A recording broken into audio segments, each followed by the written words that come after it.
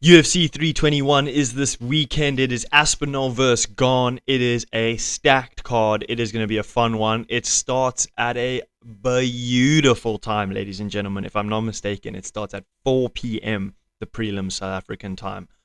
Absolutely beautiful. Any sort of card that doesn't start in the middle of the night is an absolute win. So I'm stoked. Love Abu Dhabi cards. Let's get into it. First fight of the night is Nasrat Haqparast versus Quillan Selkilde. Selkilde, the Australian killer, is taking this one on short notice. And it's going to be a tough one for him. Quillan Selkilde has had really good UFC fights so far, but his competition has been a bit subpar, to be honest. He knocked out Anshul Jubilee in, 15 seconds? And as we've come to see, Jubilee is not exactly excellence in the octagon. And then, of course, his last victory came against Azmush in a really dominant performance where he showed his wrestling is actually very good. Now he comes up against Nasrat Haqparast, who has got some very good wins on his record, including a win over Esteban Ribovics in his last fight via split decision. In my opinion, Ribovics did win that fight. Rounds 2 and round 3 belonged to him, in my opinion, but split decision went the way of Haqparast. What can you do? To break down this fight, Haqparast, a lot of volume and very, very tough to finish. This guy's durable. He's very, very durable. So Quillan Selkilde here, I don't think he's going to be able to find that finishing blow, but I think he's going to be able to mix in his wrestling and make it difficult for Haqparast. Haqparast had trouble against Ribovics when Ribovics started pouring it on with pressure and volume, just consistently landing punches, kicks, and all that being very active.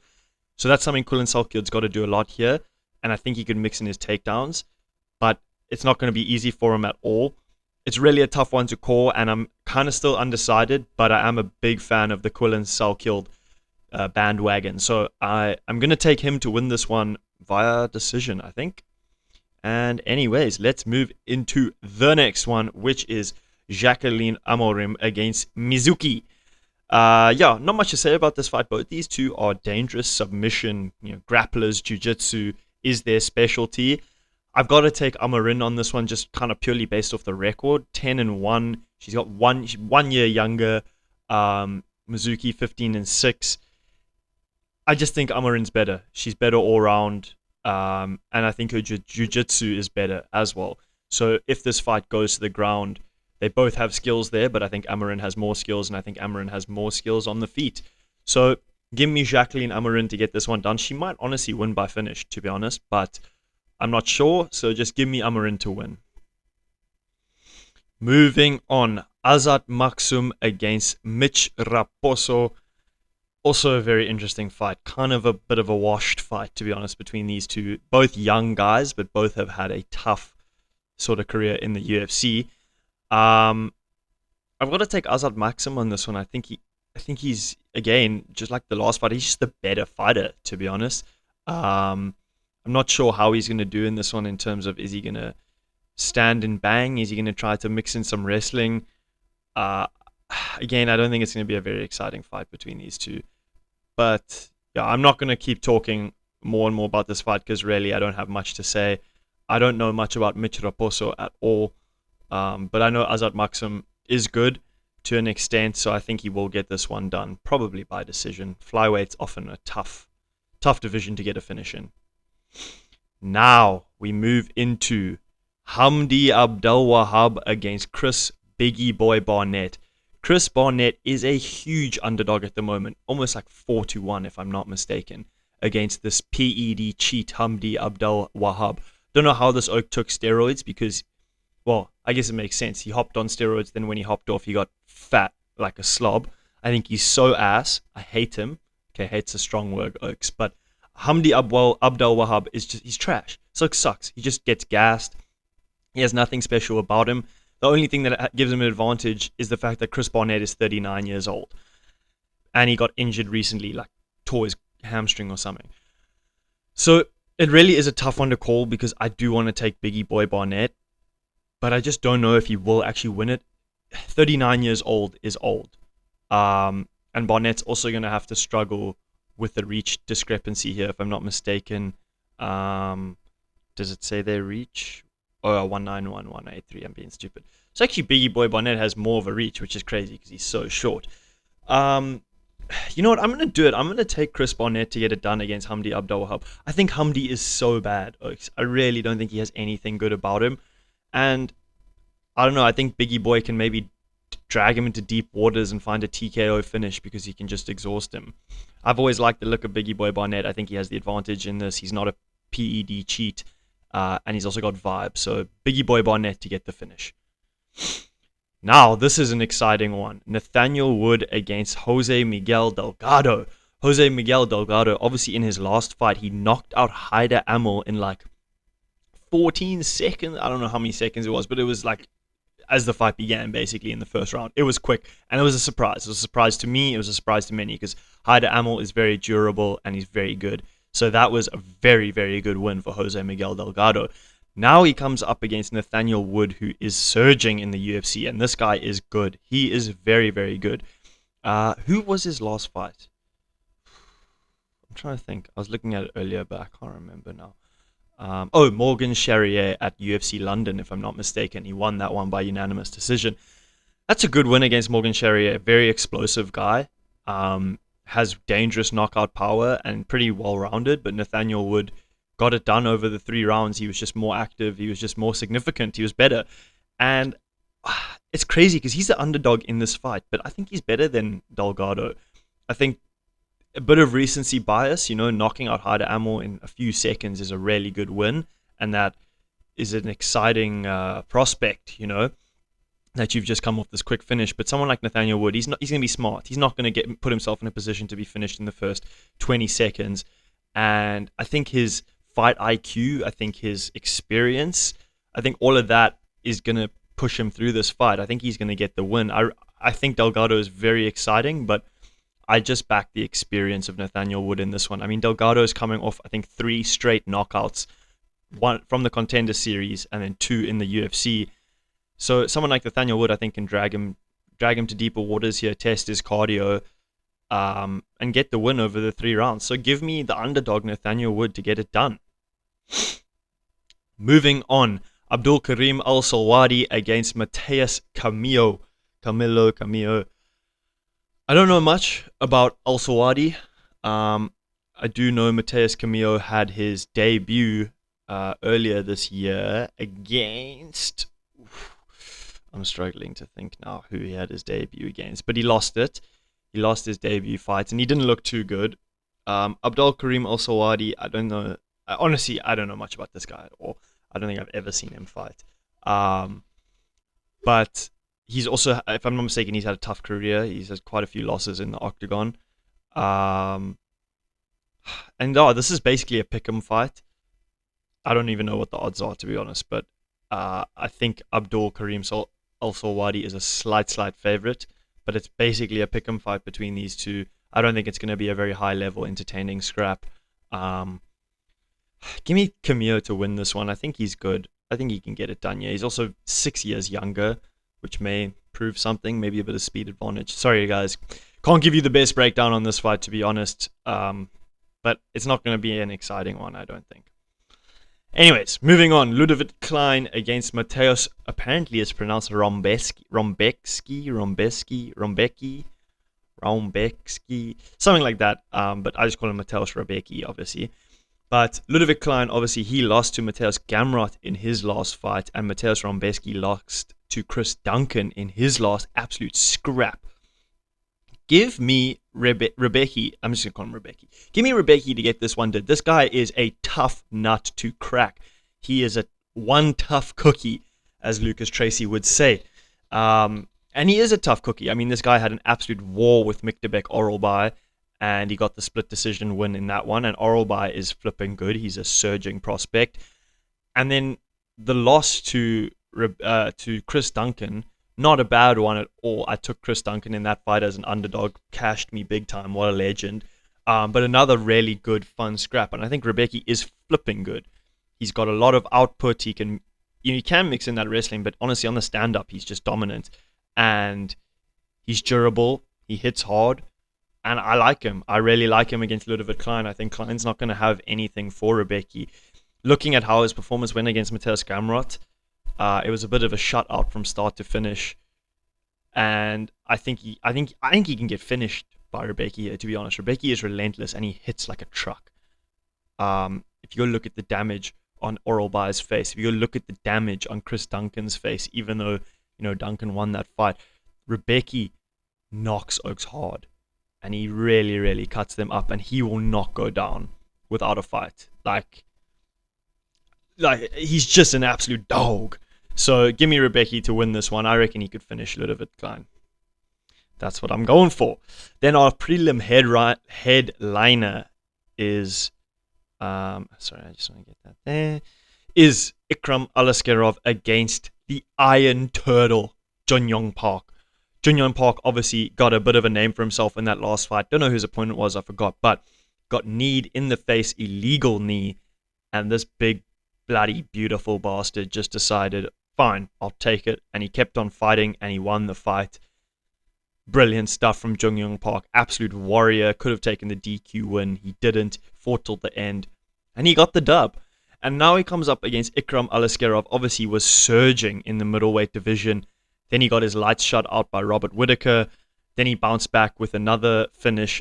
Not sure who against, but he's dangerous. He's really, really dangerous. And he comes up against 34-year-old Jun Yong Park, who's maybe a bit past his prime here. But the Iron Turtle is still dangerous, and I really want to pick him. I really want to pick the Iron Turtle to beat Ikram Alaskerov. But I think the only guy Alaskerov's lost to in his last few is Whittaker, and Jun Yong Park is not on the level that Robert Whittaker is on. So even though I want to pick the Iron Turtle because I think he's just a legend, I have to pick Ikram Alaskerov to get this one done. I don't think he's going to finish Jun Yong Park, but I think across the 3 rounds he could get it done. This is one of those where I might change my pick later in the week and go with Park because I'm feeling the vibes.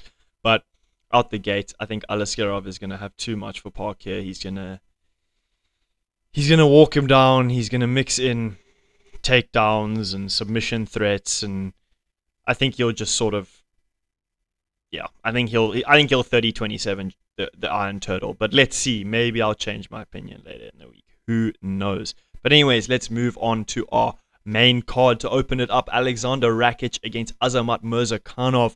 Murzakanov, the 36-year-old prospect in the light heavyweight division, 15-0. And he comes up against Alexander Rakic. So here's the thing about Murzakanov. Big knockout power, obviously. Big knockout power. I don't know if it was his last fight, but he's coming off, I think his last fight was his knockout of Brenson Ribeiro. But you look at the level of Murzakanov's competition.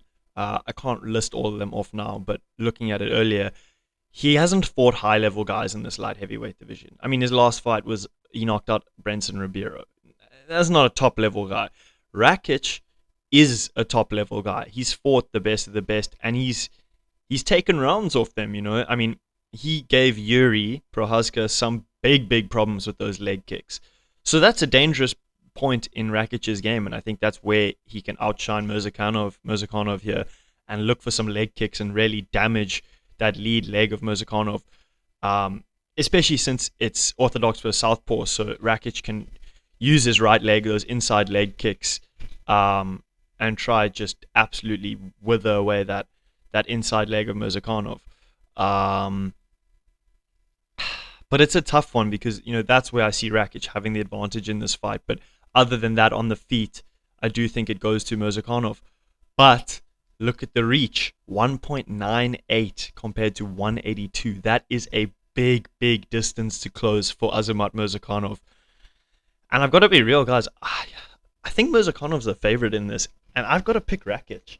I have got to pick Rakic at this stage. Again, this is one of those where I might change my opinion after, sort of doing more research and things like that. But out the gate, Rakic, he's been there at the top level. He's fought top level guys. Yeah, he's lost to them, but he's fought them and he's done well against them. And he's proved to be dangerous. I think he is a little bit chinny at the moment. He's been knocked out a few times recently. But I don't know, man. I just favor him in this one. I think a big thing to always factor in when it comes to MMA fights is level of competition. And Rakic has fought higher level competition than Murzakanov. And that's one of the reasons I'm taking Rakic, as well as that reach. I think that reach is big. It's enormous. And Murzakanov's going to have a tough time closing that reach, especially if Rakic can keep him at distance, chop at the leg. Give me Rakic to get this one done over the 3 rounds. Anyways, moving into another heavyweight, or the last one. Is the last one light heavyweight? Yeah, it is. Sorry. Heavyweight is Alexander Volkov against Jailton Almeida. This is a very interesting matchup. Volkov got robbed against Cyril Gane. They said they were going to make it right, and they booked him against Jailton Almeida. Again, a very interesting one because Almeida is obviously grappling heavy sort of guy. His submission threat is his biggest threat. Volkov, he can get taken down, he can get submitted, he can submit people himself. But I think at this stage in his career, I think I'm looking to favor Almeida here with the takedowns and with the grappling and with the jiu-jitsu. I just favor him in this matchup against the 36-year-old Volkov, who's showing he's good, but he can't win convincingly. And if you're losing by split decision to Cyril Gane, that's not a good look. If you want to be a top competitor, because to be honest, I don't think Cyril Gane's that good. Maybe a bit of a hot take, but I don't think he's that good. We'll get to that prediction in a second, but based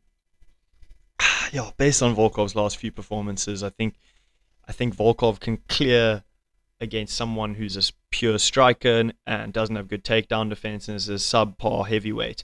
Jailton Almeida is not a subpar heavyweight. He's very good. He's very dangerous, and I think he will control Volkov and win over the 3 rounds.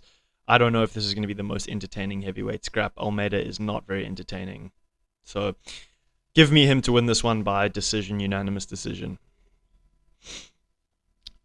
This is a good one. Umar Nurmagomedov against Mario Bautista. Mario Bautista is not winning this one, folks. I hate to break it to you. Oaks took that win over Patchy Mix and I think have ranked it a bit too high. Thinking that he's going to be able to test the wrestling of Umar Nurmagomedov. Umar only lost to Merab, and Umar only loses to Merab, in my opinion. I think his wrestling, his takedowns, all of that is going to be too much for Bautista to control, and I don't think Bautista is going to be able to get his own wrestling off at all. I think it's going to be a tough one for Mario Bautista against Umar Nurmagomedov, to be honest. And there's not much to say about this one. Like, Mario Bautista isn't a heavy pressure fighter. He doesn't have big knockout power. He doesn't have dominant wrestling. What he has is good fight IQ. He can fight, maintain his distance, put some punches on you, maybe mix in a takedown or two, some control like he did against Aldo. But he's nothing special in my opinion. He's a really good fighter, but he doesn't have that Merab X factor. Like Merab has that cardio and the takedowns and he won't stop going. He doesn't have that in my opinion. It is 3 rounds, which maybe makes a bit of a difference, but I just think Umar's going to be able to get a takedown when he wants it, and then he will control Bautista when that happens. Unfortunately, that is the way it goes. I think Umar loses to Merab 9 times out of 10, but I think he beats everyone else in that bantamweight division. So give me Umar to get this one done over the 3 rounds by unanimous decision. Now we have Virna Jandiroba against Mackenzie Dern for the women's vacant strawweight belt. Ladies and gentlemen, I don't want to be a pessimist, but I think this is going to be a sleeper fight, but that actually means that it's secretly going to be good. I think this is going to be a boring fight, to be honest. Stylistically, it's a grappler versus grappler matchup. But I don't think it's going to be grappler versus grappler, so they're going to stand and bang. I think it's going to be, they're both going to look for their own takedown. They're both going to look for submission attempts. On the feet, it'll be just sort of jabs and whatever to set up those said takedowns and stuff. I don't think it's going to be a fun scrap. I think it's going to be pretty boring, and I think it's going to be close.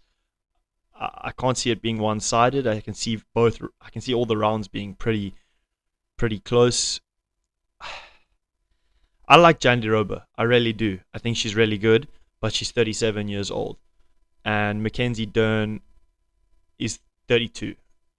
And that makes a difference. Age is always a big thing to look at when the opponent is reaching late 30s, And I also think Mackenzie Dern's beaten better competition. Again, I say come to this competition thing. I think Mackenzie Dern has fought better competition, and for that reason, I've got to take Mackenzie Dern to win this fight. Originally, I was thinking Jandiroba, but coming back on it, I think Mackenzie Dern is better in her stand-up, and she'll be good in the takedown defense, and she'll manage to get takedowns of her own. She's bigger, slightly, maybe not. Yeah, they say pick the more male-looking fighter, but I think Mackenzie Dern's going to get this one done, and she's a big, big favorite, which is surprising. I thought it would be closer. But yeah, Mackenzie Dern, 49-48.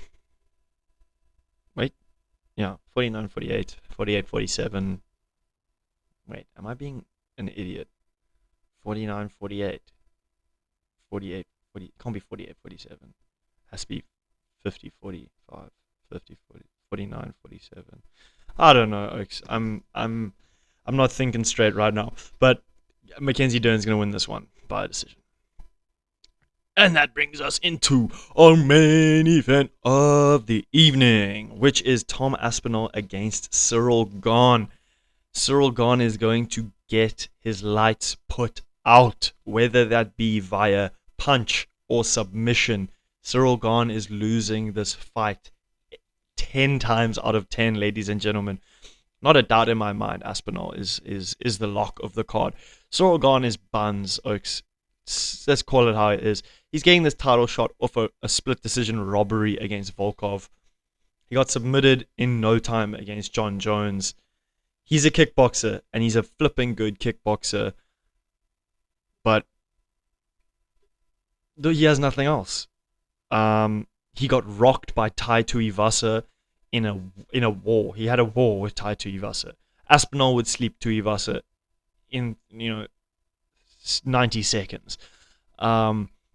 Stylistically, this is horrible for Cyril Gane. Aspinall has got really good jiu-jitsu. He's got takedowns, and he's got hands. He's knocked out Sergey Pavlovich. Cyril Gane would never knock out Sergey Pavlovich. I'm sorry, man. I used to be a big Cyril Gane hype. I used to be on the hype train with Cyril Gane, but he has no wrestling. Francis Ngannou, mauled him on the ground, basically. He has no wrestling. Aspinall can exploit that, and Aspinall can knock him out on the feet as well. I don't see a world in which Cyril Gane wins this except for some sort of lucky head kick or whatever, but I think Aspinall's going to make quick work of him. Maybe not in the first round. Maybe it gets out of the first. Maybe even gets out of the second, but the reality is Aspinall's winning this one by finish. Whether it's a knockout or submission, Aspinall ain't losing. Aspinall's quick. He's very quick with his punches. He gets in and out. He can land big punches, and he can also land takedowns and try get the fight to the mat and work a submission against someone like Cyril Gane, who has zero bloody wrestling. And I don't even need more to say to that. Cyril Gane's going to try keep this fight at range and work sort of kicks to the body, leg kicks, jabs, like he does. But he keeps his head high, he keeps his hands low. And I think Aspinall, with his fast hands, is going to find the shot that puts Cyril Gane on wobbly legs, and he'll finish the fight. I think that's how it goes.